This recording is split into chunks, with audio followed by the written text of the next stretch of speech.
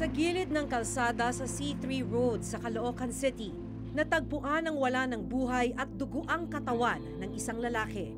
May kalibre 38 baril din sa kanyang kanang kamay. Ayon sa mga pulis, 3 sachet ng hinihinalang shabu at 2 sachet ng marijuana ang narecover nila sa lalaki.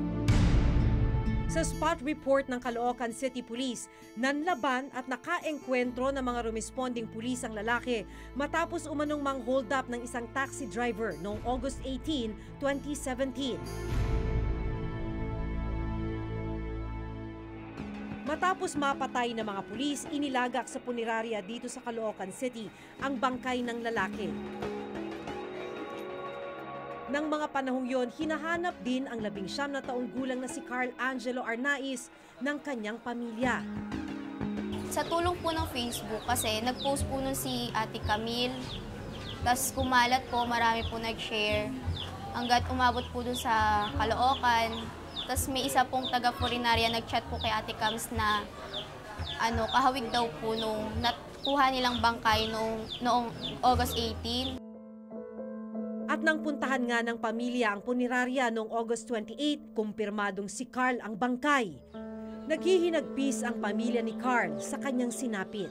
Hindi naman yan totoo kasi hindi naman marunong humawak ng baril yan. Kawawa naman yung anak ko inosente yan eh.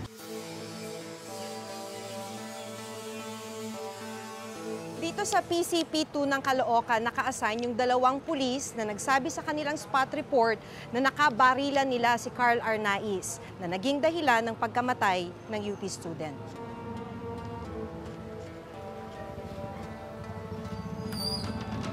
Magandang umaga po, sir. Sir, pina-follow up namin yung pagkamatay ni Carl Arnaiz. Dito na namin nalaman ang pangalan ng mga pulis na naka-enkwentro di umano ni Carl, sina PO1 Jeffrey Perez at PO1 Ricky Arquilita. Yung 2 pulis, sir. Sa pikutan na po, no? Nalipat na po, babaan na sila ng order kasama yung Ito, sir, may order po dito. Opo, doon na po sila ngayon naka-assign. Nasa custody na po sila ng September 3. po namin. Anong ibig sabihin nun, sir? Doon na po sila naka-assign ngayon. Reassignment. Opo, nililip na po sila yung 2 pulis at saka. Parang reassign sila, sir, sa holding and accounting unit noong September 3 pa, sir. Sir, sa Camp Bagong Diwa po to. Sunod naming tinungo ang headquarters ng Caloocan City Police. At dito na nila ibinigay sa amin ang kopya ng progress report tungkol sa pagkakapatay kay Carl. Ayon sa progress report, alas 3:20 ng madaling araw nitong August 18, 2017, nang maisakay ng taxi driver na si Tomas Bagcal ang isang lalaki sa Navotas City.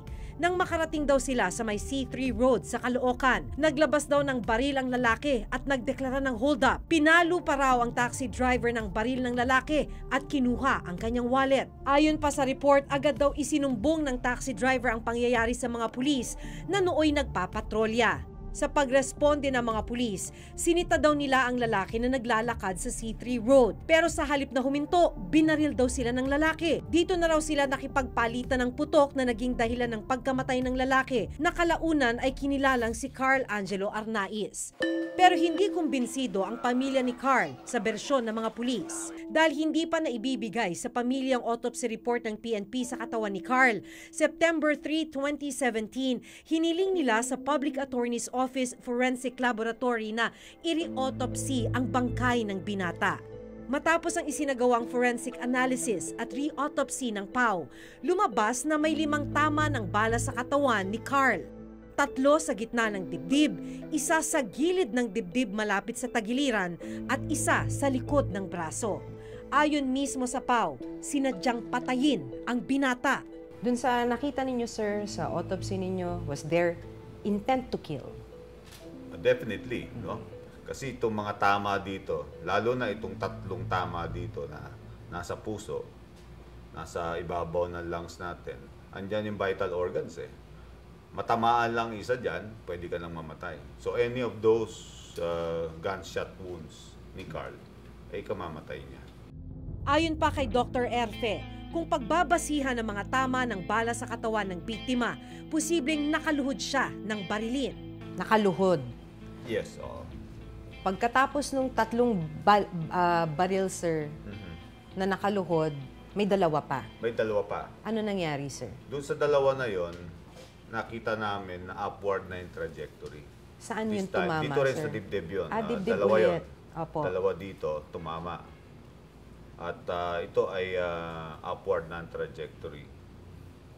So sa reconstruction namin, it looks like na this was inflicted, itong dalawa na ito, na nakahiga na si Carl. So itong 5 tama na ito, sequentially, yung 3 muna ang nauna, and then yung 2 sumunod. Pagbagsak niya, pang-finishing yung 2 na shots na nandito. Nakitaan din ng PAW si Carl ng marka sa magkabilang kamay na posibleng pinusasan daw ang biktima. May mga pasa at sugat rin siya sa mata, sa may binti at paa. Indikasyon daw na posibleng pinahirapan at kinaladkad muna si Carl bago patayin. Nakita rin namin na maga yung mata niya, may pasa. Ibig sabihin, may interval yung time na binubugbog siya at nung pinatay siya. Kasi it takes time bago mamaga ang katawan natin eh. At it takes time din bago pumasa. So ang estimate ko doon mga at least 20 to 30 minutes na binubugbog siya. Pero sa report ng PNP, nagpositibo sa gunpowder nitrate si Carl. Pero itinanggi ng pamilya na may baril ang binata. Hindi pa ako naniniwala, ma'am. Kasi hindi pa yan nakakahawak ng baril at siguro baril-barilan na hahawakan niya. Pero yung totoong baril, hindi po, ma'am. Kaya hindi po totoo yun. Sa aming patuloy na pagsisiyasat, lumalabas na may 2 affidavit ang taxi driver na si Tomas Bagcal na di umano'y hinold up ni Carl Angelo. Ang isa isinumite noong August 18, 2017 kung saan may lagda ang driver at isa pang affidavit na isinumite naman noong August 29, 2017 pero wala itong lagda ni Bagcal. Ginawa ang ikalawang affidavit 1 araw matapos makuha ng pamilya ang bangkay sa punerarya. May mga pagkakaiba rin ang 2 affidavit. Sa unang affidavit, sinabi raw ni Bagcal na hindi niya namukhaan o nakilala si Carl Angelo. Pero sa ikalawang affidavit, idinitalya na niya ang suot ni Carl. Ang address ng driver na nasa unang affidavit, non-existent o maling address ang nakalagay. Pero posible nga, sir, na may pinagtatakpan. Doon sa punto na 2 affidavits, meron tayong pagdududa na merong mga dapat nating pagdudaan kasi you're not supposed to do 2 things. Particularly na nagkakaiba yung statement mo doon. So which is which? Yun na yung titingnan natin. The first one or the second one?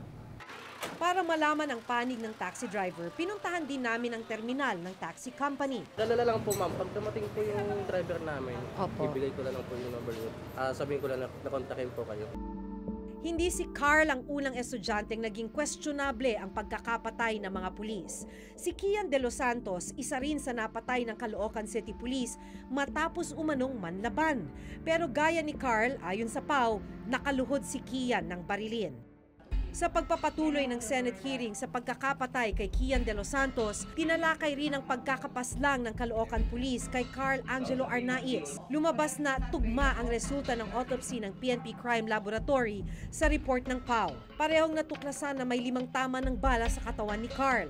Pareho rin ang obserbasyon ng PAW at PNP Crime Lab na posibleng binaril si Carl habang nakaluhod. Possibly, the assailant could be in standing position and the victim, Carl, is in a lower position as compared to the assailant.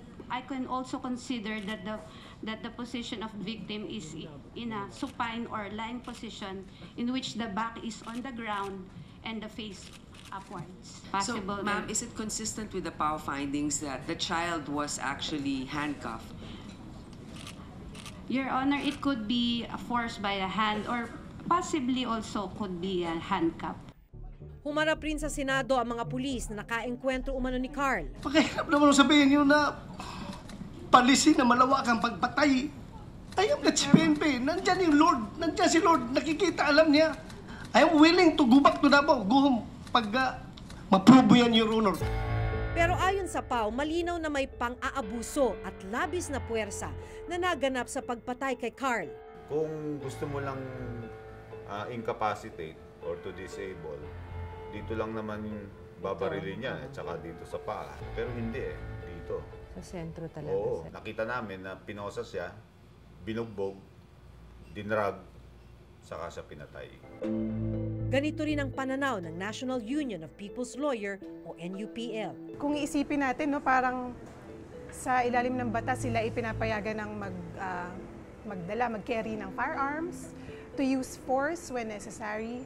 Para bang labis-labis na actually yung pinagkakatiwala sa kanilang kapangyarihan. Hindi pa ba sapat yung kung anong meron sila?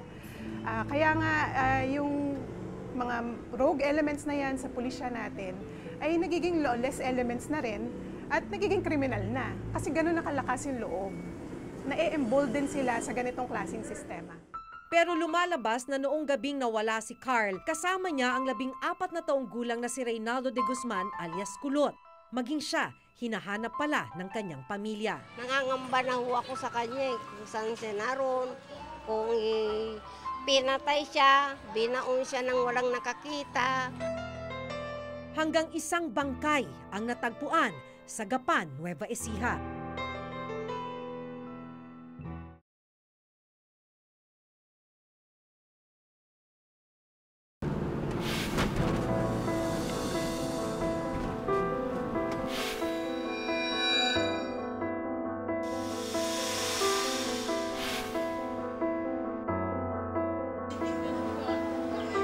Noong gabing mawala si Carl Angelo Arnaiz, ayon sa kanyang kaanak, huli siyang nakitang kasama ang 14 na taong gulang na si Reynaldo de Guzman alias Kulot.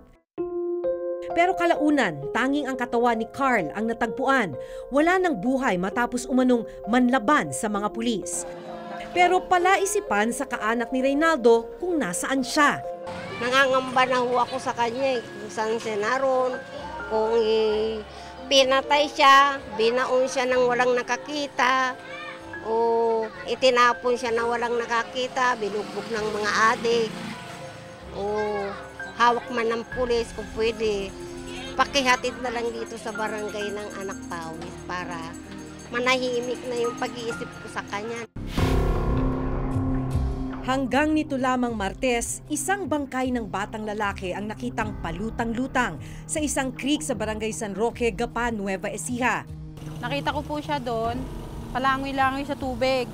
Tapos po, nung nakita ko siya sa palangoy ng tubig, tumawag na ako ng mga tao. Sumigaw na ako. Nung pagkasigaw ko, doon na po siya napunta sa pangpang. Nung nakita ko po siya, nakadapa. At nang kunin ang bangkay mula sa creek, nakabalot ng packaging tape ang ulo, nakatali ang mga paa at tadtad ng mahigit 30 saksak.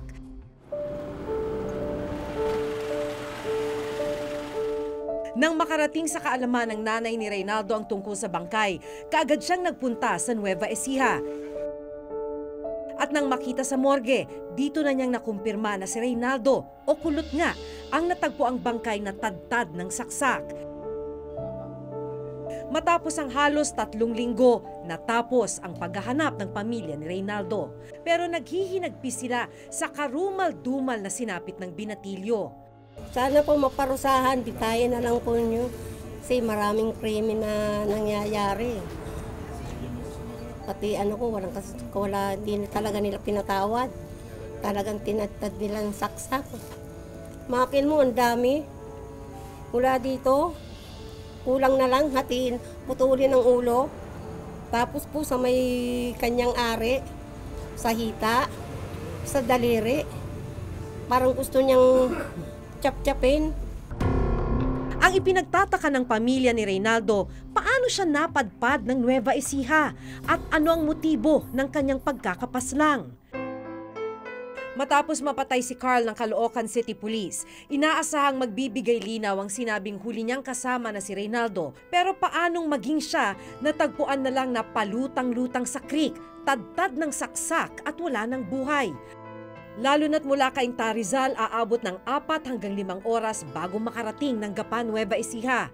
Pwede na lang po siya, sir. Nitong Miyerkules hanggang Huwebes ng umaga, isinailalim ng National Bureau of Investigation o NBI sa autopsy ang bangkay ni Reynaldo. We can confirm that there was stab wounds on the body of the victim. The body was already embalmed. So understandably, the stab wounds were already modified by suturing and embalming.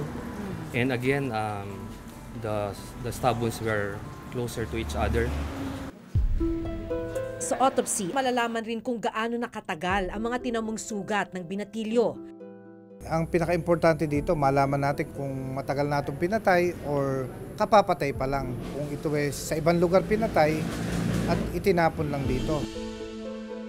Ang possibilities nito, maaaring dinukot siya kaagad, immediately na may nangyari kay Arnaiz dahil siya ang magiging vital witness kung ano yung totoong nangyari dahil may allegations na involved sa hold-up si Arnaiz pero hindi rin natin alam itong bata na to dahil ito ang companion talaga ni Arnaiz na makapagsasabi kung ano talaga nangyari. Kaya importante ang bata na to sa kaso ni Arnaiz. Gawin namin ang lahat ng magagawa namin para ma-solve ang kaso na to. Definitely, masyadong karumal-dumal na krimen to na dapat mabigyan ng kalutasan.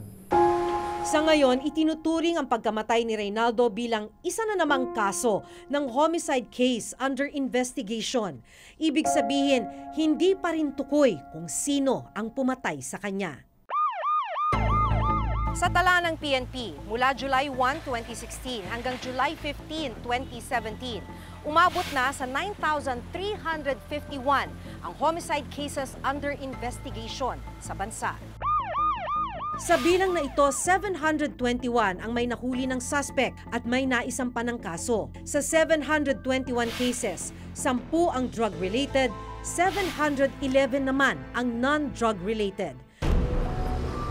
Hamon ngayon sa PNP kung paano tutugunan ang mga kasong ito. Supposedly, iba-iba yung may gawa or iba-iba yung perpetrators.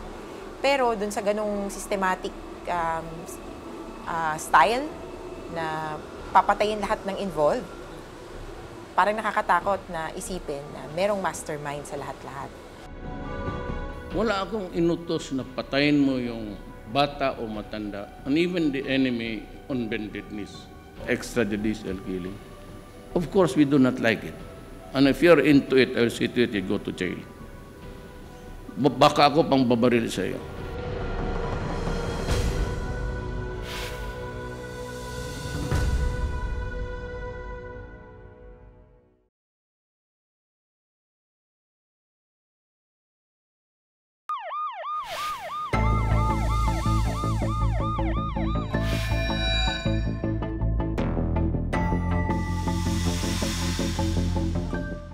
Dalawang patay, palagay na natin, pinatay, murder. Is that already a policy?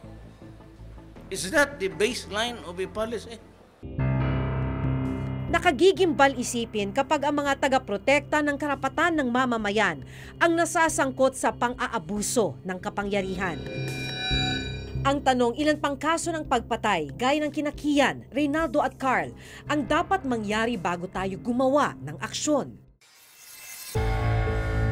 Hanggang sa susunod na Huwebes, ako si Maki Pulido at ito ang nakatala sa aking Reporter's Notebook.